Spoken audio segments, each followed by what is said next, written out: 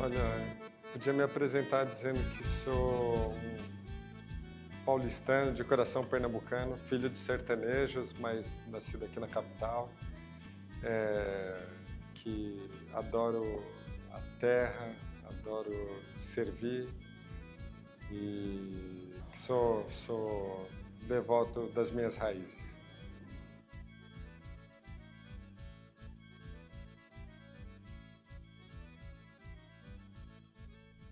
Olha, meu pai, ele era absolutamente dedicado ao trabalho. Se subtraísse o trabalho do meu pai, acho que só restava esse papel familiar, um grande patriarca da família, não só da nossa família íntima, né, na nossa casa, mas ele acolheu e cuidou de tantos irmãos que, assim como ele, saíram lá do sertão como retirantes, fugindo da seca, fugindo da fome, e outros conterrâneos que não tinham laço de sangue nenhum.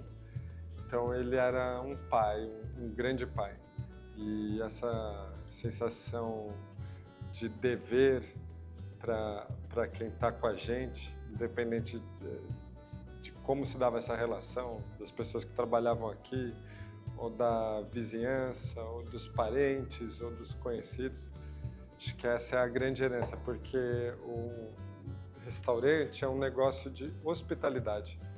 Comida e bebida é só uma ferramenta para você oferecer hospitalidade. Porque o supermercado vende comida, o açougue vende comida.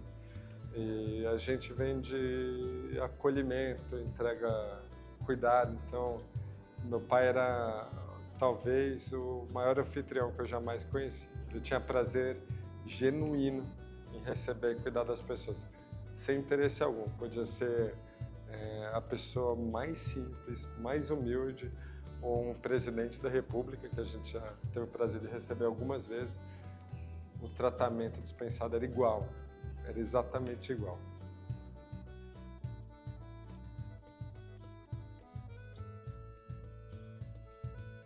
Olha, eu acredito que o Mocotó ele é definido pelas suas dualidades. Então, é um restaurante sertanejo com uma linguagem universal. A gente sai do sertão nordestino para esse sertão paulistano aqui. A gente oferece, tenta construir uma experiência o mais inclusiva possível, mas ao mesmo tempo com um nível de excelência altíssimo. E da mesma forma, a gente olha para a tradição e tenta aportar algo novo. Se a gente hoje tem mais recursos, tem mais conhecimento, eu entendo que a gente deveria fazer, no mínimo, melhor do que se fazia. Eu gosto muito da ideia de que uma inovação nada mais é do que uma tradição que deu certo. Então, alguém fez a primeira pizza, alguém fez o primeiro baião de dois, viu que isso era bom, que aportava valor, e aí isso se perpetua. Então, a gente se sustenta nesse delicado equilíbrio, né? Então, a tradição, a inovação, entre o local e o universal, né? Entre excelência e inclusividade. Então, acho que o Mocotó encontra sua graça justamente aí.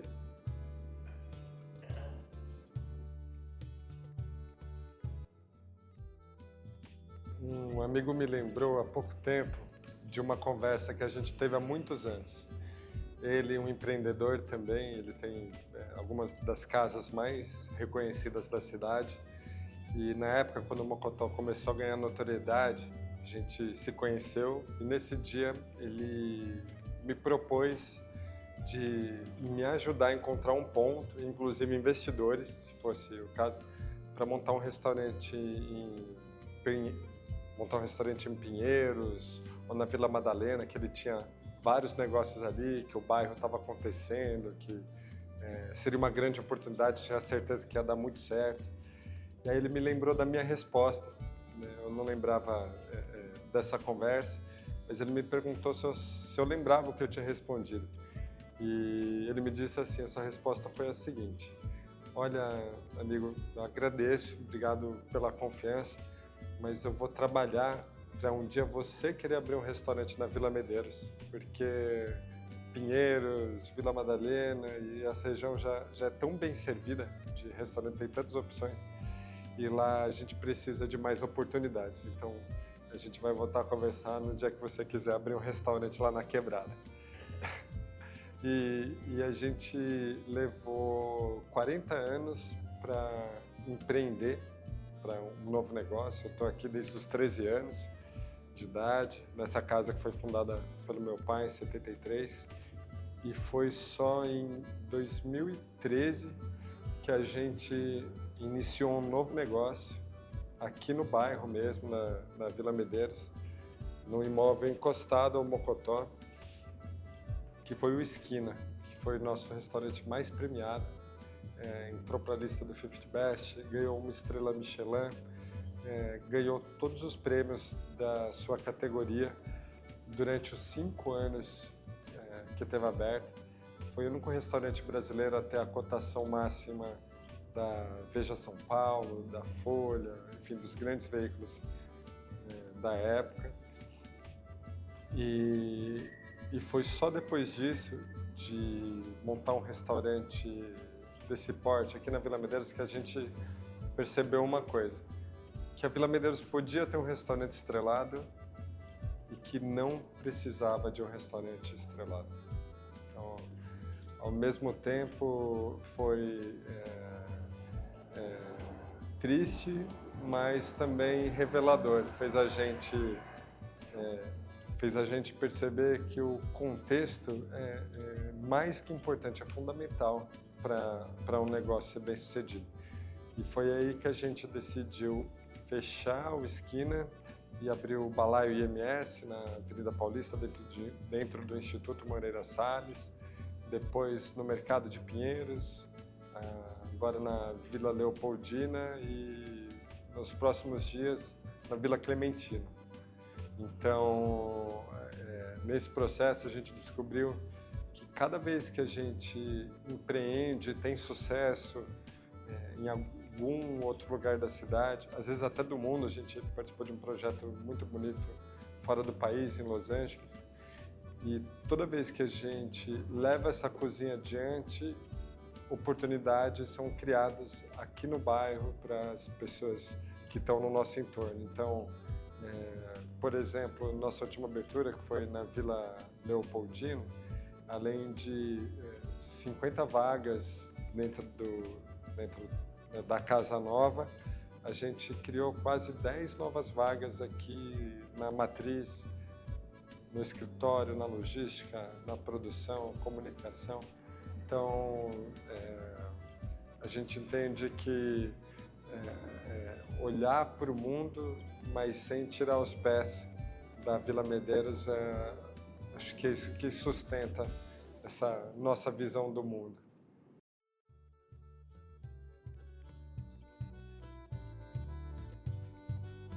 Eu acredito que o que faz um prato ser verdadeiro e ele perdurar a ponto de se tornar um clássico, talvez, é coerência com o seu contexto. A gente poderia estar aqui falando de aspargos ou de variedades diversas de trigo, ou enfim. Só que a gente não tem o contexto de excelência para esses produtos. E a boa cozinha, ela é centrada, penso eu, a boa cozinha ela é apoiada em 2 grandes pilares. Primeiro, a natureza, o respeito à natureza e às estações, e ao que a gente tem disponível de melhor nesse momento. E também do dado cultural. Então, dessa intersecção é que nasce a cozinha que dura, que toca as pessoas, que é capaz de restaurar quem come, quem serve, capaz de promover a saúde e bem-estar da terra, das pessoas que cultivam a terra, porque o que custa caro para o nosso organismo também custa caro para a terra. Então, se forçar a produzir coisas que não são viáveis para o nosso contexto, isso custa muito para todo mundo. Então, acho que daria para dizer que essa cozinha, a boa cozinha, ela é natural e ela é intuitiva. Então, se for difícil demais, for complicado demais, provavelmente não é o melhor caminho.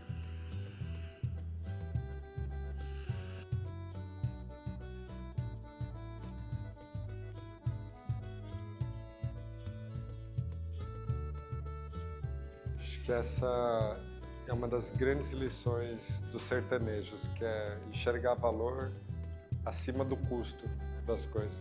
O custo é muito fácil, né? Tá ali na etiqueta, você pode planilhar aquilo, mas o valor das coisas é subjetivo e vem sobre atribuição.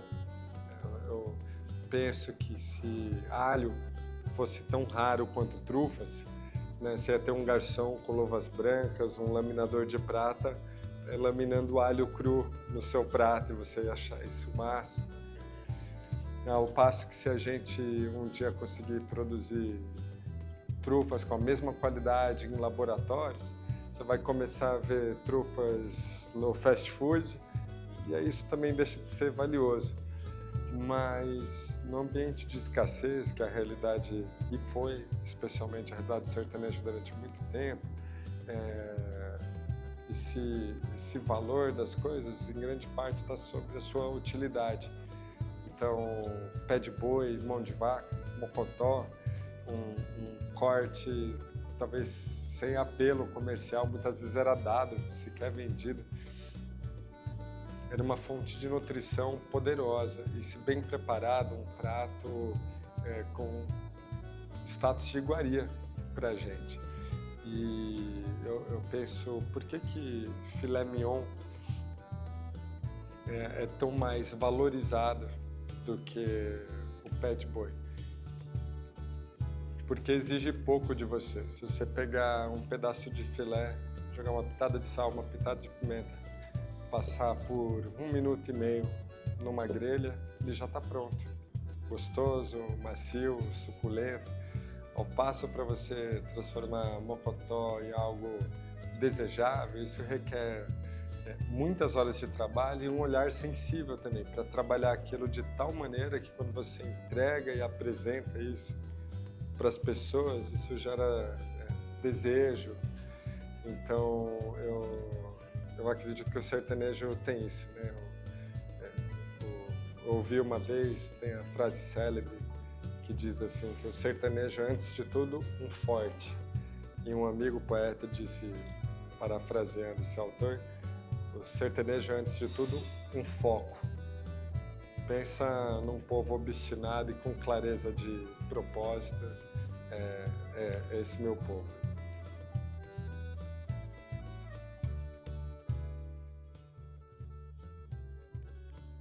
As dúvidas são uma constante para o empreendedor. Primeiro, que caminho seguir? Segundo, se continuar no caminho. Mas teve um momento especial quando eu estava ainda tentando entender o que era esse negócio e com dificuldades de entrar em acordo com meu pai, especialmente com receio de estar fazendo alguma coisa que depreciasse a nossa cultura. Porque filho de pernambucanos, mas nascido aqui em São Paulo, um restaurante nordestino, mais aqui na Quebrada.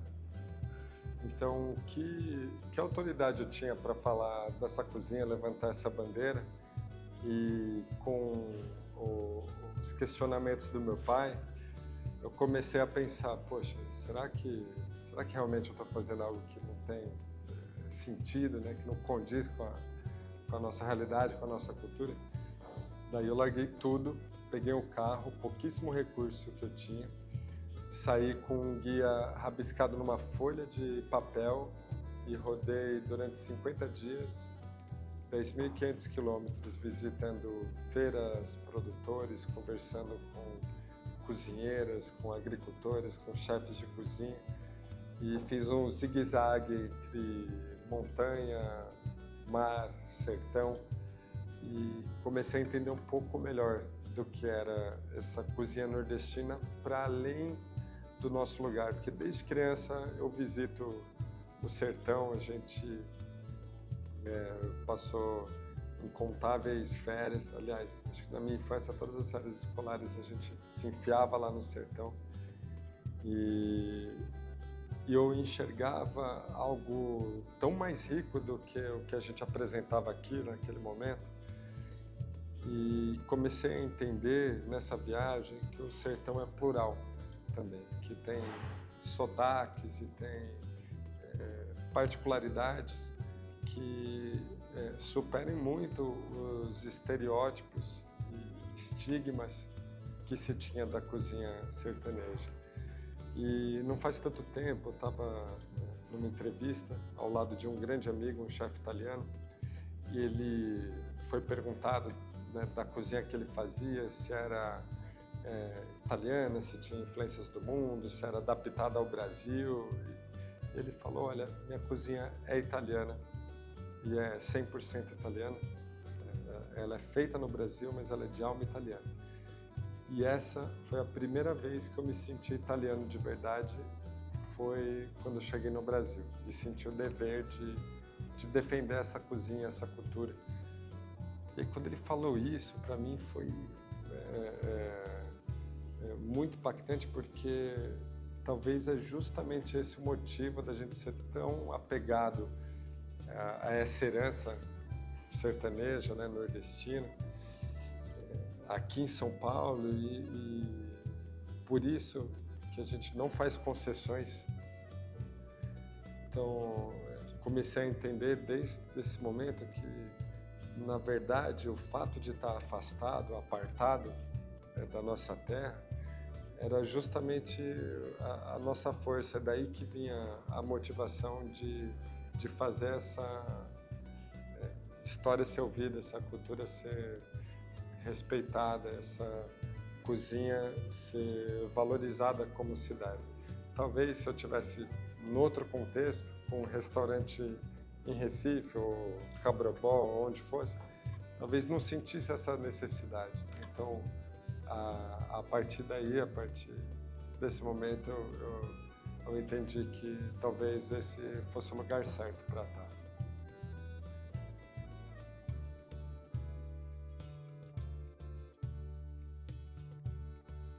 Olha, a cozinha me deu muita coisa. Aliás, tudo que eu tenho, tanto no campo material como no campo afetivo, de alguma forma passa pela cozinha e pelo restaurante. E das coisas que foram, e foram muitas, mas das coisas que vieram assim para superar em muito as nossas expectativas mais ousadas, assim, os nossos sonhos mais distantes, foi conhecer o mundo.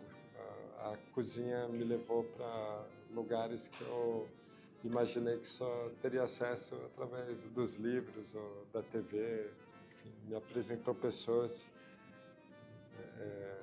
que eu considerava e considero ídolos e mesmo à distância, determinantes na minha carreira. E a cozinha me apresentou não só, em muitos momentos, me levando até eles, ao redor do mundo e do Brasil, como trazendo esses caras, essas pessoas aqui, que era algo impensável você imaginar que um chefe de cozinha francês com 3 estrelas Michelin chegaria ao Brasil pedindo para conhecer o Mocotó, para comer baião de 2 nos subúrbios da cidade. Então, dentre os muitos presentes que a cozinha me trouxe, esse é um dos mais especiais.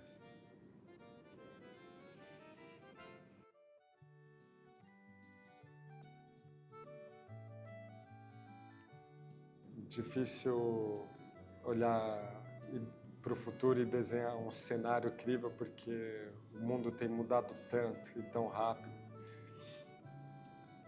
Mas eu espero que o Mocotó e os restaurantes em geral sejam um espaço de desconexão com esse mundo caótico, pelo menos por algum momento, que te faça sentar e contemplar um momento, aproveitar uma refeição e compartilhar isso com as pessoas que estão ao seu redor.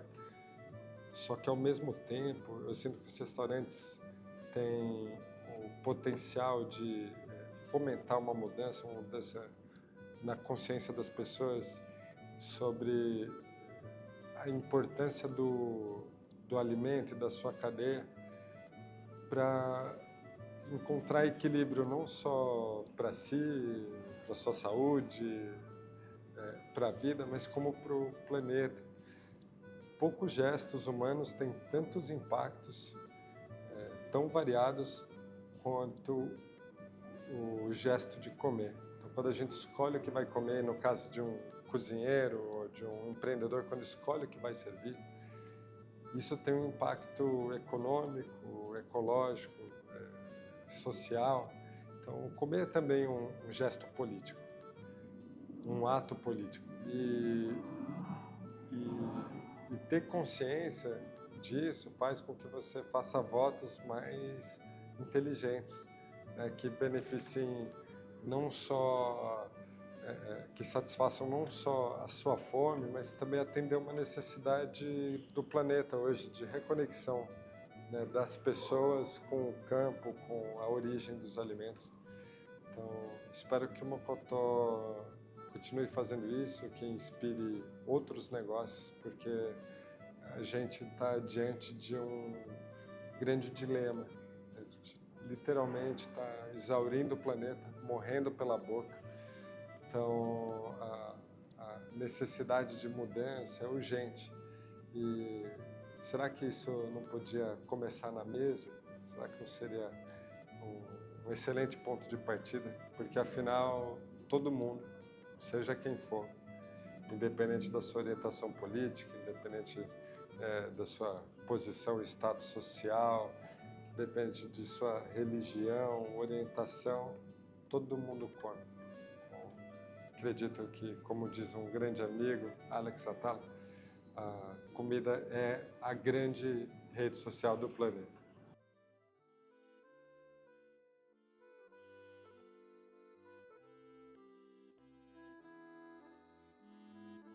Essa é uma ótima pergunta.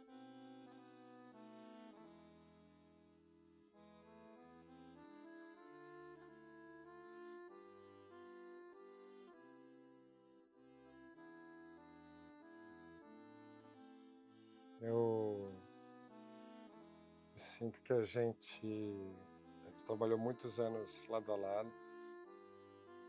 A gente desejava as mesmas coisas, né? Ter um negócio saudável, próspero, que nos desse condições de cuidar das pessoas. Acho que essa era a grande motivação do meu pai aqui. Não passar fome, que era a ideia de riqueza que ele tinha quando criança, de poder comer até saciar a fome, era isso que ele entendia ser bem-sucedido. E eu acho que ele ficaria orgulhoso e satisfeito de ver que a gente matou a fome de muita gente, mesmo em situações críticas onde a gente não sabia sequer se nosso negócio sobreviveria com uma pandemia. A gente não se esquivou da responsabilidade de continuar apoiando a comunidade, coisa que a gente faz até hoje. E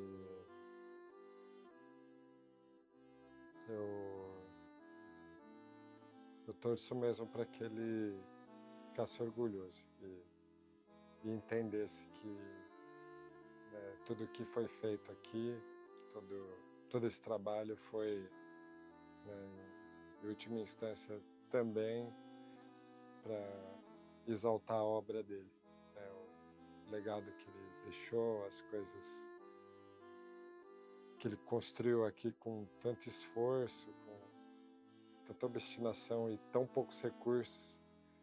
Então, que apesar do Mokotó hoje ser tão diferente na forma, na estrutura, mas na essência ainda o mesmo boteco, aquela Casa do Norte que ele criou, ainda está aqui, tá, tá em todos os cantos, está na forma de servir, no que é servido, especialmente nas pessoas que, assim como eu, trabalharam com ele, aprenderam com ele.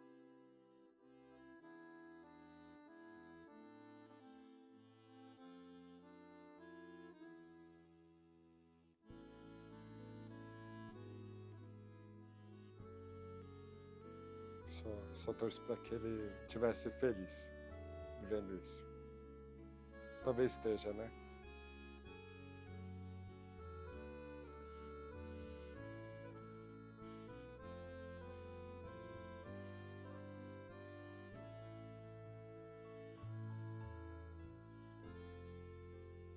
Acho que é isso.